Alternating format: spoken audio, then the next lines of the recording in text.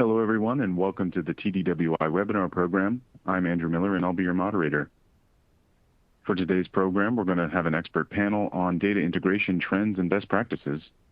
And our sponsors today are Actian, CData Software, and Dremio. For our presentations today, we'll hear first from James Kobielus with TDWI. And after Jim speaks, we'll be joined by Hassan Ali with Actian, Jared Johnson with CData Software, and Nick Atchison with Dremio for a panel discussion. Before I turn over the time to our speakers, I'd like to go over a few basics. Today's webinar will be about an hour long, and at the end of their presentations, our speakers will host a question and answer period. So if at any time during these presentations you'd like to submit a question, just use the Ask a Question area on your screen to type in your question.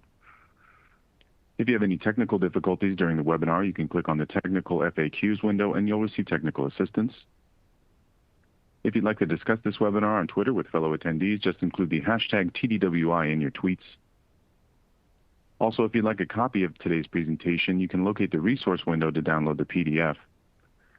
And lastly, we are recording today's event and we'll be emailing you a link to an archived version so you can view the presentation again later if you choose, or if you'd like to share with a colleague. Again, today we're going to be discussing data integration trends and best practices, and our first speaker is James Kobielus. He's the Senior Director of Research for Data Management at TDWI. Jim is a veteran thought leader, industry analyst, consultant, author, and speaker on analytics and data management. And over the past 3 decades, Jim has held analyst positions at Futurum Research, Wikibon, Forrester Research, Current Analysis, and the Burton Group. He also served as a Senior Program Director for Product Marketing for Big Data Analytics for IBM, where he was both a subject matter expert and strategist on thought leadership and content marketing programs targeted at the data science community. At TDWI, Jim focuses on data management, which encompasses database platforms, data governance, data integration, master data management, data ops pipelines, and more. Welcome, Jim. And with that, I'll hand it over to you for a moment. Thank you, Andrew. Hello, everybody. Hope you're having a good day wherever you are and whenever you are. So yes, today we'll have a panel, as Andrew presented, 3 expert speakers. So really, we're talking about data integration trends and best practices. You know, if you're just talking to some average person in your life and you're mentioning data integration, to them, it might sound dry, but it's nothing at all of the sort. In fact, data integration is one of the most fundamental investments that any business can make to drive better decisions. And so when we look at, the purpose of high quality data integration is to make the best analytics informed insights from the best data and the best fit analytics models, and to drive those analytics and those insights from analytics into every decision. In order to do that, you need a high-functioning, high-performance, scalable, and agile data integration pipeline. And increasingly, in terms of best practices for data integration, at TWI Research, we see that an established ongoing trend is that organizations continue to consolidate their data integration pipelines. In other words, the set of processes involved in ingesting, cleansing, transforming, and otherwise making ready for actionable insights, all of their data sources into high-performance pipelines. In other words, workflows, processes that can make sure that the best data and best analytics are always driven deeply into the guts of the insights that inform or should inform every decision. So with that as a high-level thesis, I now hand it back to Andrew. And Andrew, please introduce our speakers. Absolutely, yeah. Now it's my pleasure to introduce our speakers for today. And our first panelist is Hassan Ali with Actian. Hassan is a staff sales engineer with Actian, a division of HCL Software Data and Analytics with over 15 years in experience in data integration and analytics space. He provides customer solutions by translating raw data into actionable insights and data-driven decision-making landscape. Our next speaker is Jared Johnson with CData Software. Jared moved through his life as a high school math and computer science teacher, developer, support engineer, and software developer before landing in his current role as senior technology evangelist for CData Software. Now a trusted thought leader and 10-year veteran at CData, he spends his time writing, demoing, and presenting best-in-class real-time data connectivity and integration solutions. And our final panelist today is Nick Atchison with Dremio. Nick is a senior product and strategy leader at Dremio. He has delivered digital and technological transformations at massive scale at organizations such as Nike, Zendesk, AEO, Philips, and the NSA. Prior to joining Dremio, he was the CDO at Okra. And with that, welcome all of our panelists. And Jim, I will hand it back to you to begin the discussion. Thank you, Andrew, and welcome panelists. Great to have all three of you on today's webinar. So let's just talk about, first and foremost, first question I have for you three, and really any of you can jump in first. It's not really a competition. I'll let everybody have an equal chance to give us their thoughts. What are the hallmarks of modern data integration? What does it mean for data integration to be modern? Who wants to start? I can jump in. This is Hassan. Okay. Yes, Hassan. Okay, thank you, everyone. This is Hassan with Actian. I've been working, just to, as the introducer introduced us, I've been working with data integration for the past 15 years. And to answer this question based on that experience in the field, I've been a sales engineer working with clients from different domains and stuff like this. Really, there isn't one definition can define a hallmark of a modern integration. As we all know, the integration been evolving and the trends has been changing. So last year, maybe the hallmark was different than this year, and we continuously changes. So for example, really one of the, what I think the hallmark of modern data integration depends on the use case. For example, if you're running a use case that require a quick proposal for discount for online shopping. So really the hallmark for this use case will be real-time integration. So real-time integration will be the essential core hallmark for this use case.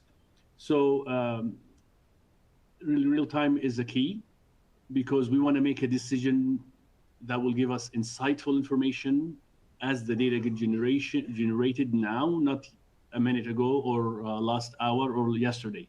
So real-time integration, I think, is a key element for having top-of-the-notch integration solution that will serve that particular use case.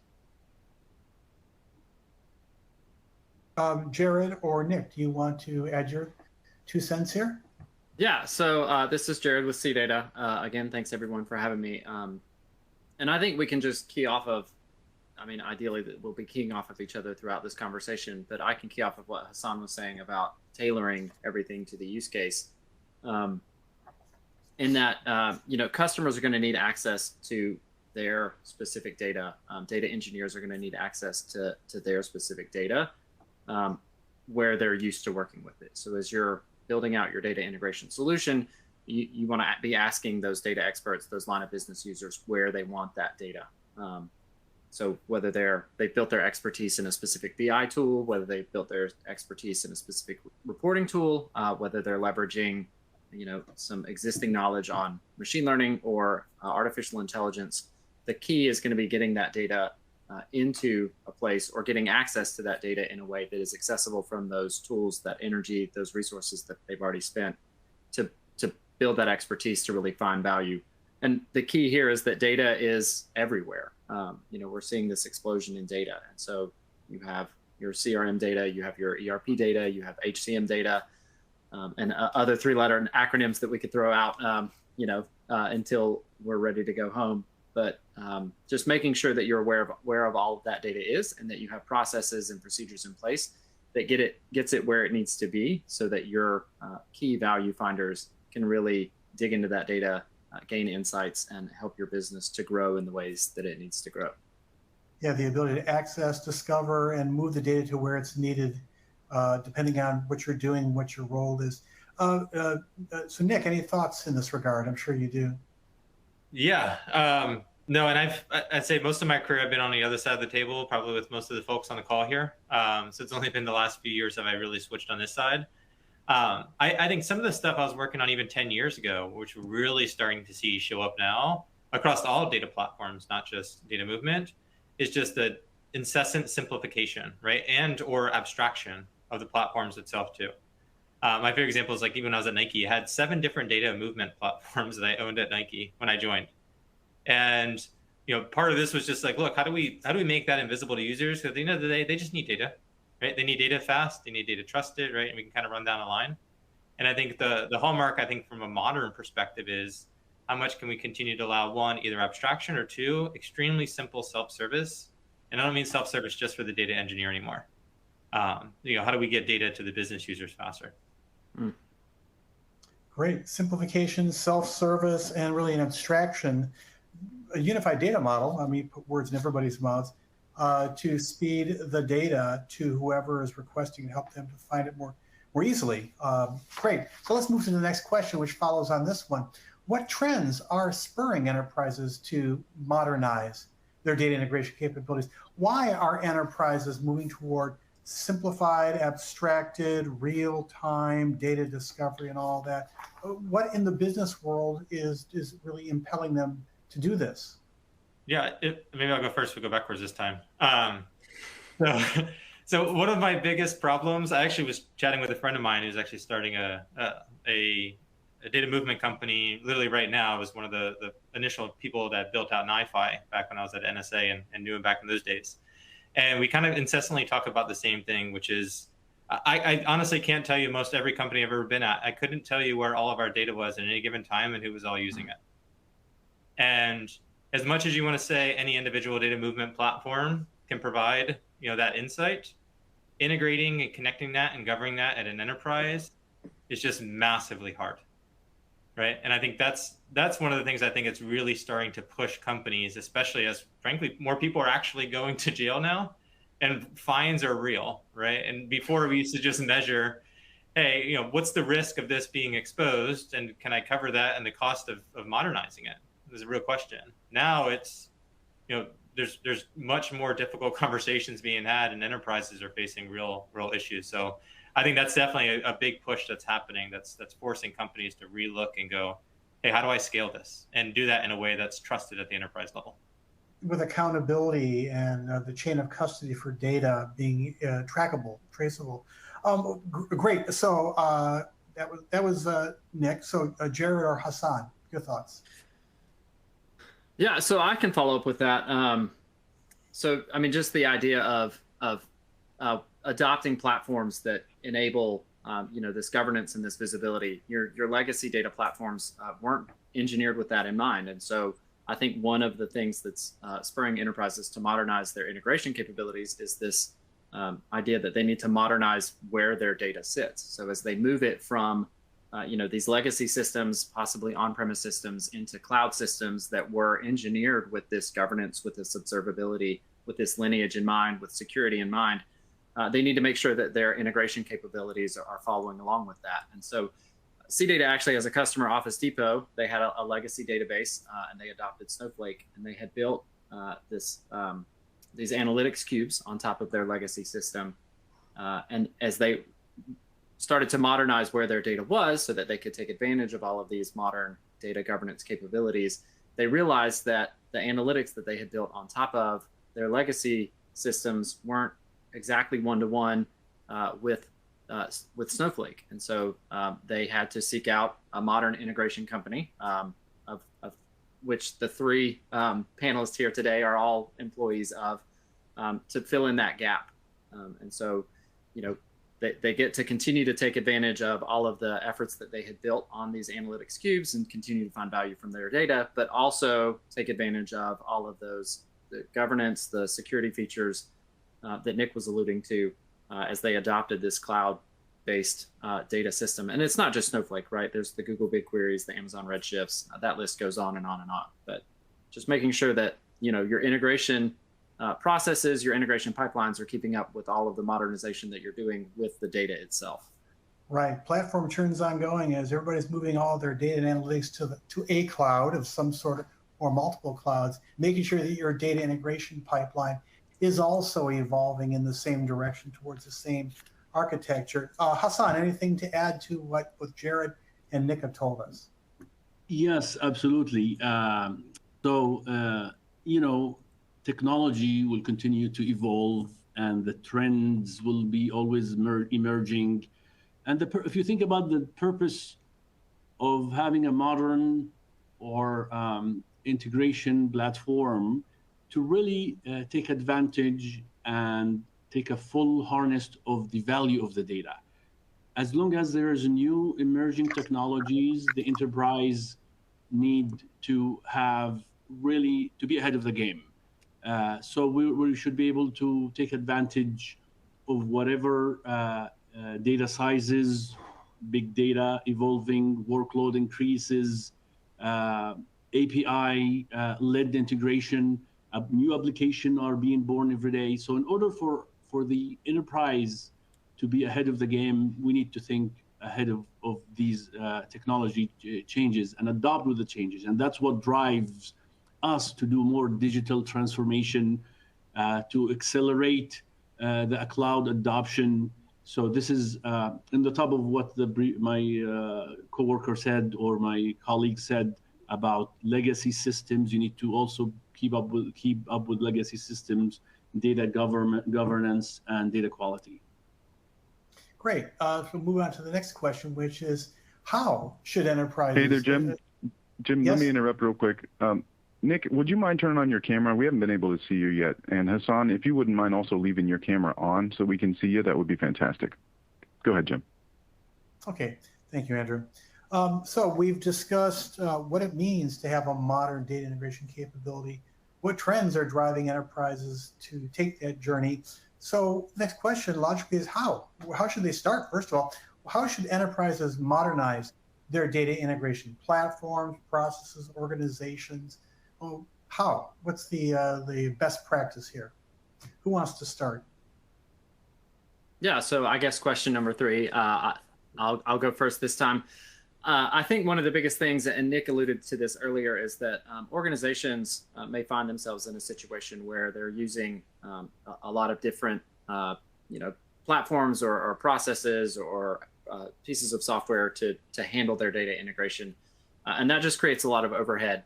And so you kind of have 2 options here in that situation, and that's the first is maybe you try to seek out one single solution, one single platform that can manage all of your data integration needs, so that you're able to handle those legacy on-premises systems, like what Hassan was talking about. You're able to handle the modern cloud data sources as well. But if that's not an option, and oftentimes it's not, then putting some sort of virtualization layer or a warehousing layer that ends up being the final source of truth on top of all of these different disparate processes and systems that you have in place. To just echo what Nick said earlier, that kind of hides all of that complexity from the end users who are really digging into the data. Because at the end of the day, your data is only as valuable as the value that you can find from it, the insights that you can gain from it. So just having something in place, whether that's a single system that manages all of your data integration or an additional layer or final resting point for all of your data, so that there's just one touch point for these line of business users, for leadership. Even for IT admins as they're governing and managing the data, just to make everybody's lives easier. Great. Hassan or Nick, what were your thoughts? Yeah, so I can jump in. So in order for us to really get into the enterprise modernization and get on the process of that, first we need to identify the gaps and the shortcomings and the bottlenecks that we have in the current enterprise. And then after we assess where the gaps are, we can really start addressing these gaps with clear vision, clear goal in mind. As it's been mentioned, that simplicity, part of our work here at Actian, we try to develop a simple, easy to use solution that could be used by business analyst or data integrator or developer. So the platform should be able to handle all different users to use it, to cope with their skill levels. So really understand the gaps, see where the needs are with clear vision, and then develop. One of the critical, important key element, I think, is the iPaaS, to have the integration platform as a service that will enable different user personas to be able to use it. So, Right, because data integration is an organization of many different roles and skills and personas, all of whom play an important part. So they need tools that is suited to what they do as individuals. Nick, anything to add here? Yeah, maybe taking a step back, I think we're at this interesting juncture in the data analytics architecture ecosystems, especially with the advent of lakehouse architectures, right? And I know Bob Underwood just asked a good questions of like, is it realistic to even consider centralizing? I might re-ask the question is there a better way, right? Mm-hmm. So my favorite example is when I was at Zendesk, I had over 250 SaaS applications powering Zendesk, right? That's a lot of connectors and a lot of movement and integration. But even within those platforms, I had 70 of them plus were utilizing, enriching, moving, right, and sharing data all themselves. So being able to integrate, like nobody has enough connectors to be able to fully centralize and manage all of this. But maybe the better question is, do you really have to?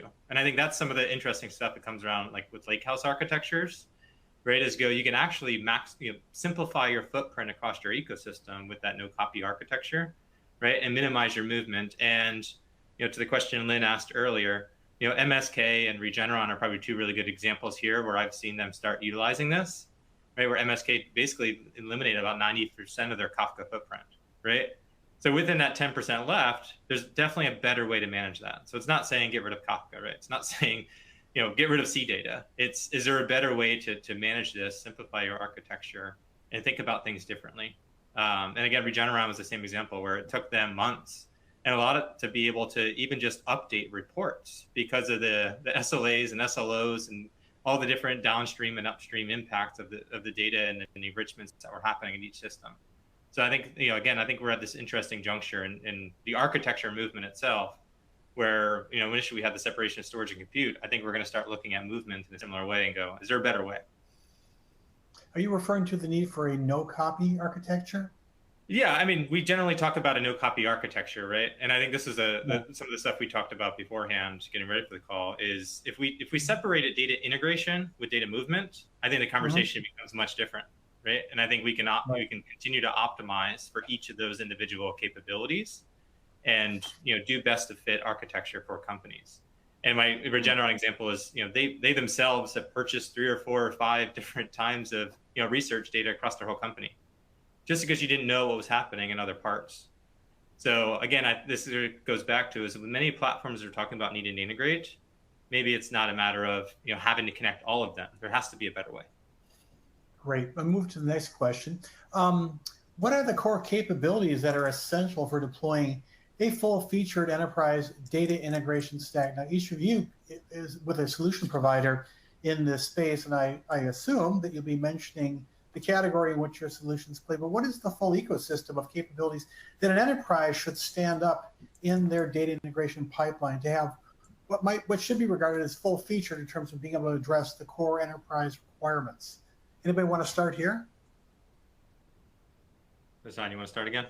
Sure, yeah. So when it comes to the core capabilities, we need to think in terms of capabilities that will ensure that we're running integration efficiently, we're running integration securely, we're running integration that gives us a trusted data, running data quality. We can increase the workload as the data increases. So if you think about core capabilities, in addition to the conventional ETL, ELT integration, we need to think about how can I have trusted data, and that will include core capabilities like data profiling, data quality, as such. So this is one of the core is trusted data needs profiling and data quality. As you transform the data and unifying the data, you need to be able to trust the data that this is your the golden record that I can trust. Right. So, Jared, Nick, who wants to jump in now? Yeah, so I'll jump in. So Hassan covered, the idea of data quality, data security. So I'll chime in on a couple of factors, a couple of core capabilities that you're going to want as you're building or improving your data integration stack. And I think the first one that comes to mind for me is range of connectivity. And Nick, you alluded to the fact that, like there are hundreds of data sources out there. You know, you want to make sure that you're maximizing your connectivity across all of your data sources whenever you can. And this, I've alluded to this, I've said this before, this is going to include access to both on-premise data and cloud data. I think probably 2 years ago, everybody was super hot on the cloud. It was cloud this, cloud that, cloud everything. I think that was spurred on by, you know, everybody having to go remote, and how do we get access to our data from our laptop workstations as we're 70, 100, you know, 1,000 miles away from the home office. But you know, that has shifted. I think that people are continuing to see the value in this on-premise data. And then I think separating this idea of integration as a concept of moving data, and integration as a concept of being able to connect to the data in that no copy scenario, and choosing that option when it makes sense based on the individual data source. So if you're looking at a replication situation, a migration situation, is it efficient? Is it well engineered? Does it support CDC, change data capture, for anyone that isn't familiar with that acronym, or other like Delta only movement and replication? So you're not replicating a full, you know, set of business data every time you run your pipeline. And then if you're looking at a no copy situation, is the data source that you're working with performant enough where that makes sense? You know, does it have streaming capabilities where, you know, you can hit an endpoint and just get this fire hose of data? Does it process data quickly? So are you talking about Google BigQuery, which is known for its both its ability to ingest and export data quickly? And then is your pipeline, is your connectivity solution engineered to take advantage of all of those capabilities? So whether you're doing a replication pipeline, or you're doing this no copy situation where you can query the data, you know, ad hoc, is your solution engineered to manage both of those capabilities? Right. Nick, anything to add? Yeah, maybe instead of, you know, repeating some of the other stuff, I'll take a slightly different road. Is, you know, when I went back to my example at Nike, where I had like 7 different movement platforms, you know, one of the easiest way to frankly defund a few of those was just make sure there was a clear few tenants. Now on the platform itself, I'm like, look, at the end of the day, the data movement platform for me either gives me data at least once, only once, or maybe once, right? And if I can get those 3 things, and I can handle fault tolerance, right? Especially when we talk about anything near real time, let alone real time, you know, what happens when your pipeline breaks? It happens, right? And what happens if that's a high volume pipeline? Are you ever able to even get back to that near real time orientation? So again, I think it's the use cases really kind of drive how to think about these platforms. And frankly, that's why I've always kind of stuck with 2, 3, at most ever 4 platforms, because that maybe once, at least once, and only once is absolutely core to thinking about that data ingestion and data movement. And then this is where I go back to, again, is just, you know, ingestion is absolutely necessary. You need to be able to bring data into your ecosystem and take it outside of your ecosystem. How you think about data inside your ecosystem becomes the thing you want to push on. Very good. Move on to the next question. Looking ahead, what emerging best practices in data integration are needed to support, you know, the sophisticated new use cases we're hearing? Artificial intelligence like generative AI, distributed analytics across the multi-cloud, low latency streaming.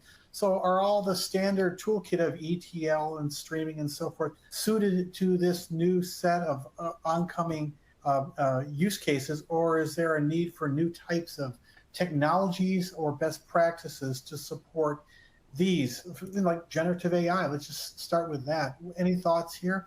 Data integration in the world of generative AI, is what we have now, is what the enterprises have in place now, is sufficient going forward?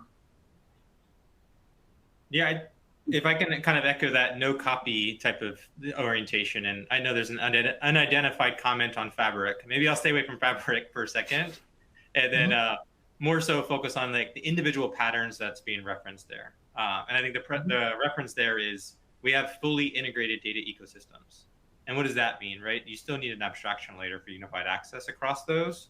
But I think things like emerging in AI, what you're really seeing is how do I have fully integrated and complex search across not just all of my data sources, but also my pipelines as well, right? And I remember back in the day when I implemented Kafka for the first time, very in early years, Part of this is like, hey, we need KSQL, right? And you're just like, well, how are you combining your pipeline, analytics with your short-term and long-term analytics? And I think as we move to today, we're really talking about how do I do vector-based search across all of these different distributed sources as well, right? Because data isn't just stored in systems, right? In this case, it's in a pipeline and C data too, with some of our co-speakers here.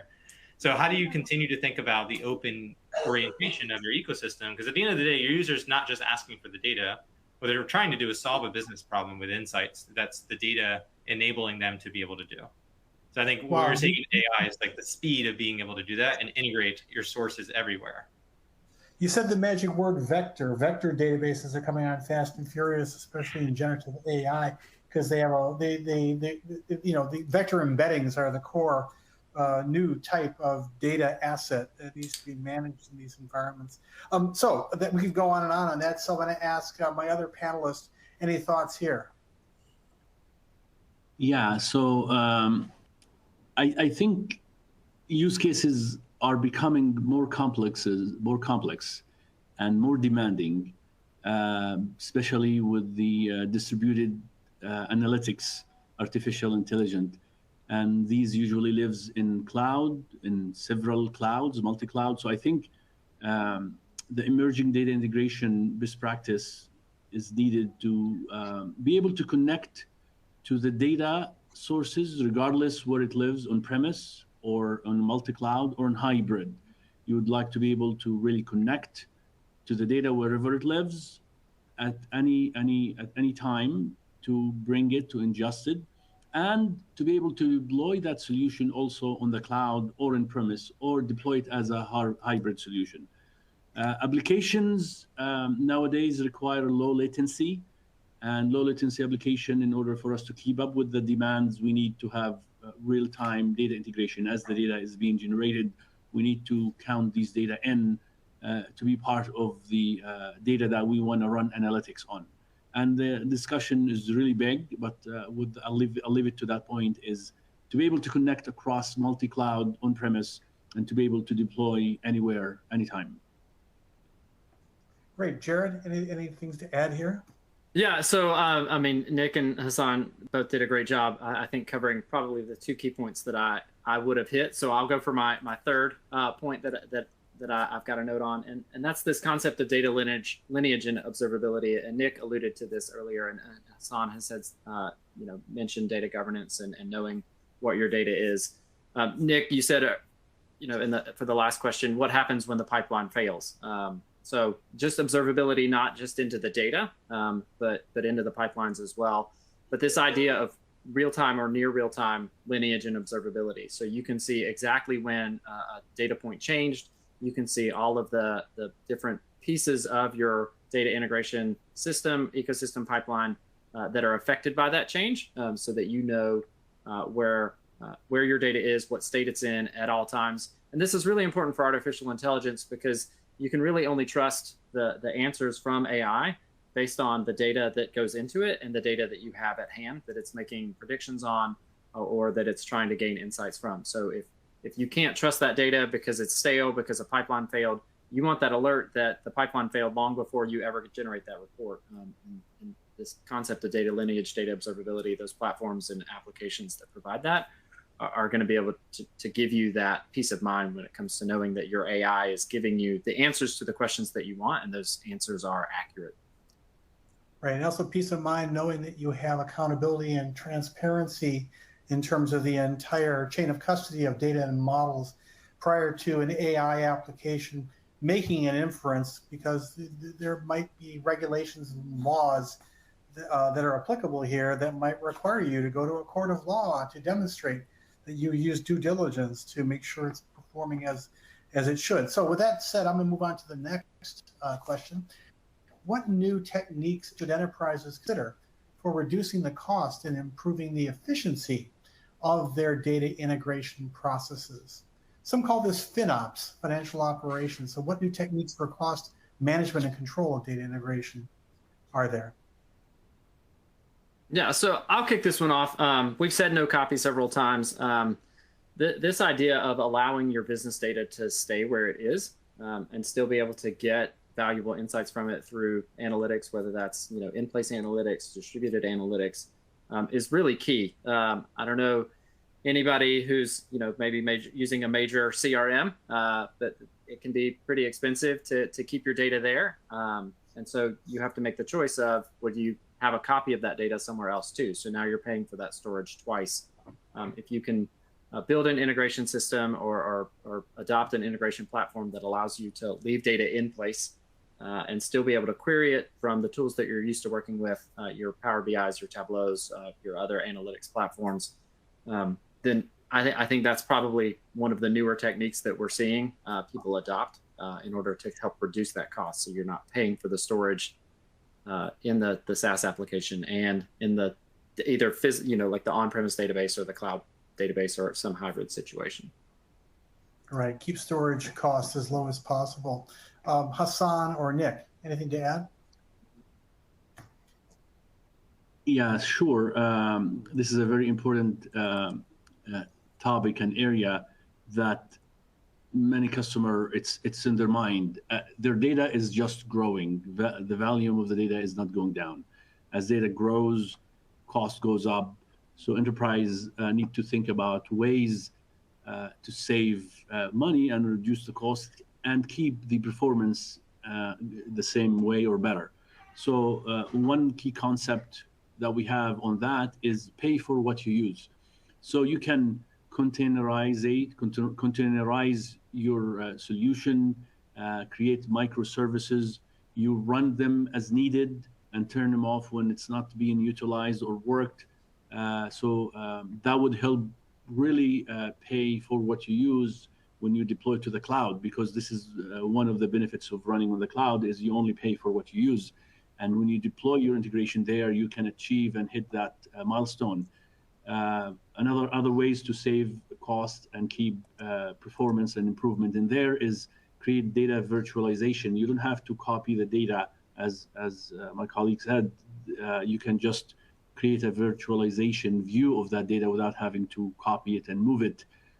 Creating data fabric to be able to orchestrate all these connectivity within a data fabric that will really help you manage your data elements and data quality and metadata in a secure way, in a contained way, more efficient way, less processing power. So really, there's a lot of things to talk about here, but this is probably key component is to create a cloud-based ETL iPaaS solution to take advantage of the cloud economics.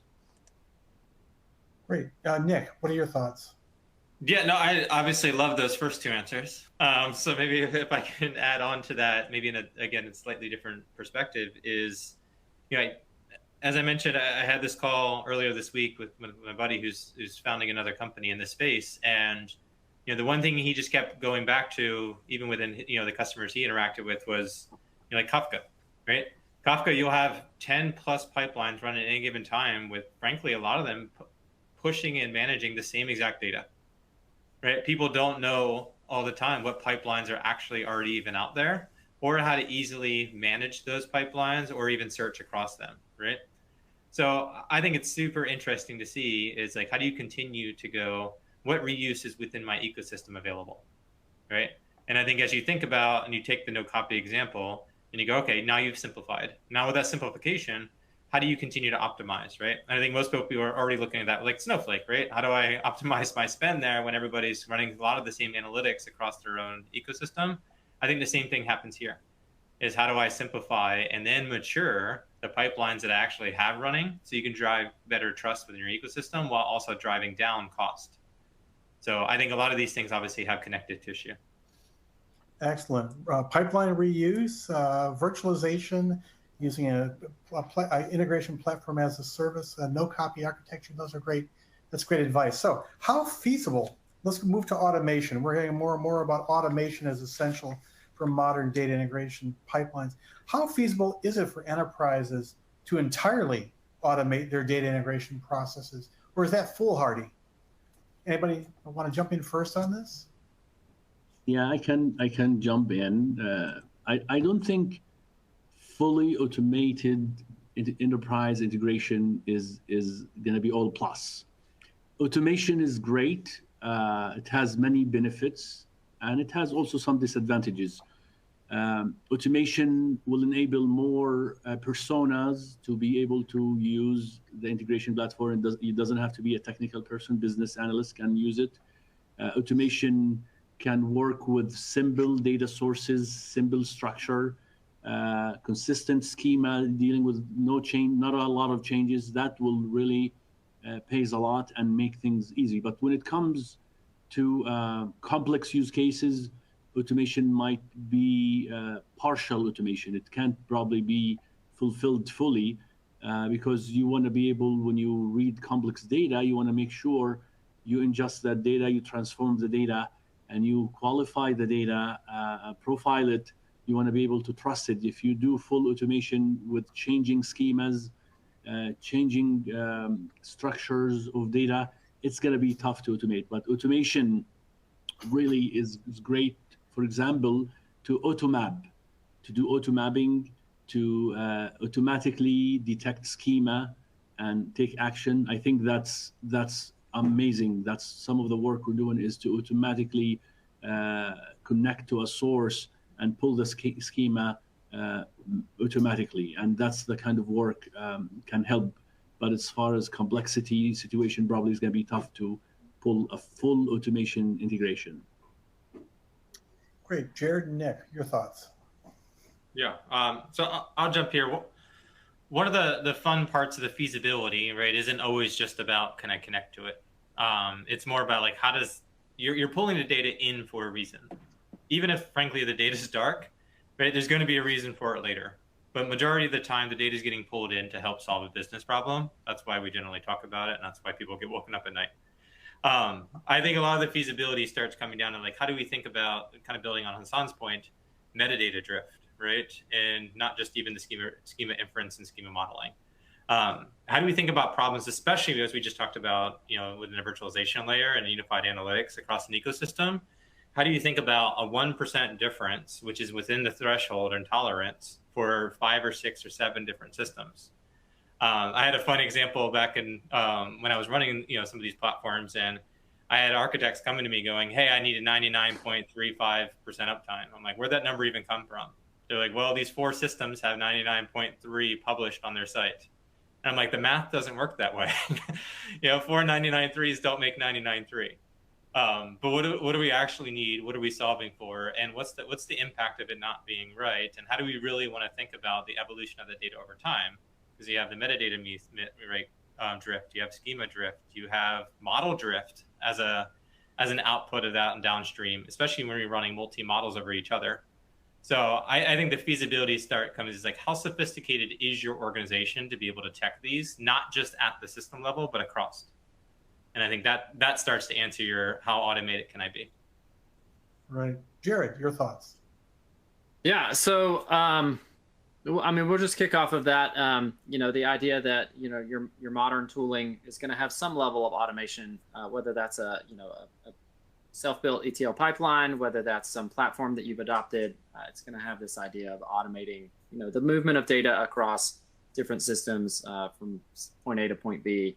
Modern tooling and platforms are going to have, these concepts for, scalability, failover, and things like that. But, I think, like my colleagues here, I'm going to push back on the feasibility of always automated, in that there's also a huge need for, ad hoc and exploratory processes when it comes to looking at data, analyzing data, finding insights from data. As you adopt a new system, or your system changes, as that model changes or that schema changes, as Nick was talking about, you need ways to not have to wait for IT to update the pipeline. You need ways where you don't have to wait for your developer to push a new release in order to get access to that data, to explore it, to build just a simple report or a simple visualization. And what's great is that, as you develop this ad hoc process, as you're exploring the data, you can eventually automate that. So I think there's this push to kind of drive towards automation, but there also needs to be allowance for these ad hoc exploration processes that let you kind of just be free with the data and do with it what you need to when you need to do it, and not have to wait for the data to land in the warehouse or the lake or wherever it is. Great. We'll move to one last of the pre-scripted questions before we move to the questions that are coming in from our audience members. So that was a great discussion of automation in the context of data integration. This is a discussion, or this is a question pertaining to what sometimes is called like the citizen data engineer, the non-traditional data integration professional, perhaps a business analyst or another role. To what extent can and should enterprises provide self-service tooling to help data scientists or business analysts or other non-traditional data integration professionals, as it were, to build and deploy the sophisticated logic needed to stand up these pipelines? Anybody have any thoughts here? Should this be something we ask the non-traditional data engineers, as it were, to do? Yeah, I'm a believer of this self-service tooling. It provides basically filling the gaps of complexity to make the complex task easier. Basically, we hide all these complex coding behind the scene and have a visual tool that will do click, drag and drop, make things easy, that will enable business analysts to really use it. I think self-service tooling is one of the steps forward toward fully automating the solution. The more of these toolings we create, the more we make the system easier to work with. There's no need for complex coding. It's just drag and drop, wizard-driven task, 1, 2, 3. Basically, you log in to a system, you'll find the tool, connect, click a couple of clicks, deploy a couple of clicks, and maybe one click. I mean, we have one of the goals is to do one click to get things done. So of course, tooling is important. It's cost saving. You can do the task faster, and you can validate, and you feel more confident. There are some challenges to that. If you give tooling without training, they might be doing something wrong. But always training is important, and you don't want to tool everything. You want to tool the complex task that will make things easy for you to connect and extract and transform and load to enable all personas to be able to work with it. Excellent. So Nick or Jared, any thoughts? Yeah, so I'll just piggyback off of what Hassan was saying, in that you want this self-service tooling. You want your line of business users to be able to get access to that data, but not everything needs to be self-service. And I think as you're adopting tools and platforms and applications, IT is involved in some way, right? You don't want it to be the Wild West for business users. You don't want them, accidentally getting right access to, the production database. So, they accidentally, drop a table or whatever the case is.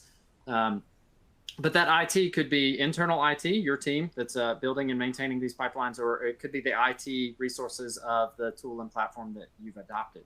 So, as you're, adopting, a tool like OneCData produces or Actian produces or Dremio produces, you're trusting their IT resources to have engineered their tools in such a way that it makes it self-service for the line of business users. And our thought is that ultimately data integration is going to be a partnership between the business unit and the IT unit, and the best solutions, the best stacks around data integration are going to ease the burden on both of those parties. So your line of business users have access to the data that they want. They can explore it freely without fear of accidentally breaking something within the operational system. And IT teams are going to be best equipped to get access to data, to build and maintain the integration layer, virtualization layer, the pipeline, or whatever the case is. Great. Nick, any thoughts? Yeah. I like to start with stories. Is the two biggest breaches I've ever been involved with were data scientists creating and managing their own pipelines. Right. And so I think that's the caution generally as a starting point to say, what does self-service look like? Self-service often looks like that. And it takes one or two incidents, right, to change your perspective. That said, it's not changing trajectory. So I think we think about things like, Dremio, we talk about like an autonomous lakehouse. If we talked about autonomous pipelines in a similar fashion, right? And I think that's where you start thinking about like, what would that look like? And it may not be fully automated, but certain things absolutely will, right? So we think about not just pipeline generation, but also like pipeline matching, right? So how do I make sure that I can even consume in other pipelines without, again, having to wait weeks, if not months or quarters, to be able to get access to that data? So if I do need to generate it, can you make sure that I'm this tall to ride the ride without knowing I am, right? So what are some of those requirements to be able to get access to be able to self-serve those? But then there's other things that we can do ourselves too, to go, hey, are we landing that data and helping the engineer later on? Can we land that in the appropriate format, right? Can I ship that into an iceberg format from another source, for example? If we can do those for the users, one, they don't care, but two, we continue to open up the ecosystem and platform to be able to continue to drive best practices. So I think there's definitely, like, we're going to have to do this, right? We're going to have to enable self-service. There's no question there. Otherwise, people are going to do it anyway, and breaches are going to happen. So I think it's understanding how tall does your organization need to be, and then how do we enable folks to be able to self-service safely while continuing to push forward with a new modern architecture. Very good. Thank you, panelists. Now I'm going to hand it back to Andrew. We have a lot of questions coming in from the audience, so let's take it away. Audience Q&A. Yeah, thank you all very much. That was a great conversation. We'll move into the audience Q&A here. I'm going to start with Jared, but of course, Hassan or Nick, if you have something to add after he's done, please do so. Okay, so Jared, first question. Data security and access control is top of mind for all CIOs and IT teams. How would you approach this problem and address the data governance demands of the enterprise companies? Yeah, so I mean, that's a great question. And for CData, for anyone that isn't familiar, we make data connectivity solutions. It could be as simple as a software library that allows you to connect to something like QuickBooks from Excel, to these higher value products where we have a data connectivity service that sits in the cloud that provides cloud-to-cloud connectivity. And I think one of the things that you're going to want to look into is whatever solution you're using, and CData does this, is you want to make sure that you're engineering security into every step of the pipeline. So as you're pulling data from a source like Salesforce or HubSpot or QuickBooks, that you're leveraging all of the security options that are available there. That you're using proper authentication to pull data or to access data from these operational systems. And then you're also leveraging all of the security that is baked into wherever the data is going to land, whether that's into a warehouse or that's into an analytics tool or platform. And then making sure that you're properly managing access to that data in those systems. So you're partnering with your IT teams to make sure that you're using the right user accounts with whatever system you're working with to make sure that the right people have access to the right data and they don't have access to the wrong data, so that you don't end up in this situation where there's a data breach because the data scientists have decided to build their own pipelines instead of partnering with IT. Still too soon, Jared. Still too soon. My bad. Okay, we'll move on to the next question here. Hassan, yeah, this will be for you. I want to add one more point. Yes. Yeah. In addition to what Jared said, data encryption at rest and motion is very critical when it comes to security. You should be able to really encrypt the data when it's stored and in motion until we send it to the destination. We can even send it as encrypted or encrypted if it's going to a dashboard for business analyst or business intelligent dashboard. Yeah. Okay, terrific. Thank you for that addition. We'll move on to the next one now, but Hassan, this is for you. So the need for integrating data as it's being generated is becoming essential to be able to make an accurate decision. What would you do for a real-time integration? Yes, real-time integration, I mentioned that many times, is actually a key to our end customers. As data is being generated, we need to capture that data, and we have a solution called Data Connect, Avalanche Connect. We have in place event-driven listeners, HTTP listeners, API listeners, file listeners. Whenever there's a movement or data changes or order came in or somebody logged in, we capture that and we take action. And that integration runs. One use case would be, we have one of our customers, as their end customer, they shop online and pick an item, we would want to be able to take that item, add it to our data warehouse, and then run a query to be able to suggest a matching product and or suggest a discount for another product. So in order for us to do this, we need to run our integration tools with our data warehouse to be able to really capture the moment as it happens and take action within seconds. So that's, we have tools, we have our solution offer that real-time integration as soon as the data is being generated.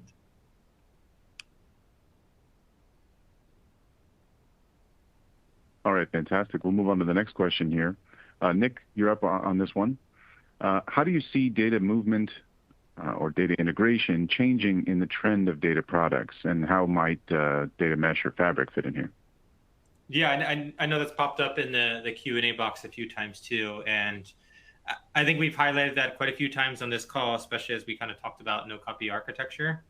I think if you look at some of these, from a unified access perspective, Snowflake's a great example, right? Snowflake popped up and blew up because people needed cloud agnostic sources to be able to move all their data to be able to do analytics, right? So everybody started building all their connectors, right? Kafka blew up again to be able to build all the data in Snowflake. But again, new technologies continue to come out to say, hey, I can still get the same speed of a warehouse, but then have the simplicity and cost of a data lake. And I think, some of those trends and changes are dramatically altering which problems that organizations are thinking about, and then also how to address them, right? So it brings much more now to the forefront governance, right? Because now with that simplification and unified access, again, it changes how you start thinking about the data itself, how it's managed, and who even owns it. Because Fabric and Mesh at the end of the day require absolute requirements into a pub sub architecture, into things like a metadata ecosystem as well. And it shines a bigger light on that. So again, all these things have connective tissue, but I think a lot of these trends around Mesh and Fabric is more specifically Mesh is about speed, Fabric about centralization. But they're definitely pushing the bounds of saying, hey, I need data faster, right? And I need to be able to trust that data more consistently. And my last point here is, I think what you'll start seeing really pushing in the next year or two is data contracts. Now, as you simplify your ecosystem, having more trust in those contracts of that data and the trust in that data.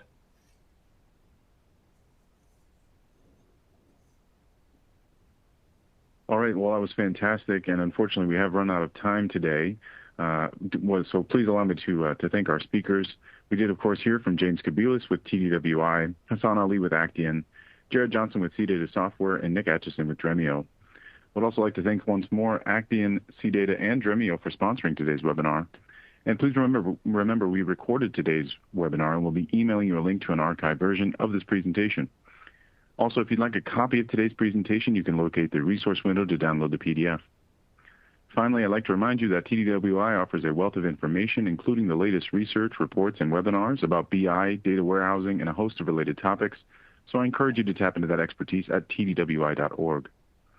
And from all of us here, let me say thank you so much for attending. This does conclude today's event.